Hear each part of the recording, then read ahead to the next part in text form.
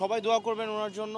আল্লাহ যেন দ্রুত সুস্থ করে দেন এবং আমাদের এই গণতান্ত্রিক উত্তরণের পথে ওনাদের যে লড়াই, সেই লড়াইয়ে যে গণতান্ত্রিক উত্তরণের দিকে যাচ্ছে সেটি যেন উনি নিজে দেখে যেতে পারেন, এবং যার কারণে ওনার আজকে এই পরিণতি হয়েছে।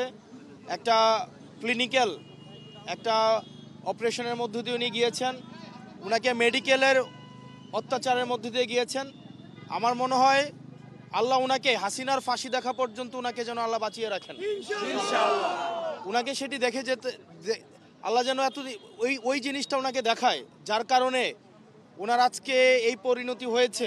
আপনি যদি দেখেন যে শারীরিকভাবে ওনাকে জেলের মধ্যে সঠিকভাবে চিকিৎসা নিতে দেওয়া হয়নি।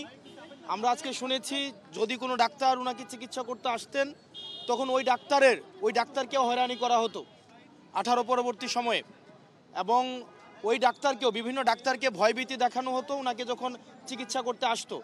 এভাবে ক্রমশ আমাদের বেগম খালেদা জিয়ার ক্রমশ স্বাস্থ্যের এই অবনতি হয়েছে। আমরা আল্লাহর কাছে দোয়া করি, সারা দেশবাসী আজকে ওনার জন্য দোয়া করছে। সারা বাংলাদেশের প্রত্যেকটা প্রান্তে প্রত্যেকটা দলের মানুষ, মতের মানুষ, ফেসিবাদ বিরোধী প্রত্যেকটা রাজনৈতিক দলের মানুষ, পৃথিবীর সবাই ওনার জন্য দোয়া করছেন। উনি যেন দ্রুত সুস্থ হয়ে ওঠেন এবং ফেসিস্ট খুনি হাসিনার ফাঁসি যেন উনি দেখে যেতে পারেন। আপনারা সবাই দোয়া করবেন ওনার জন্য।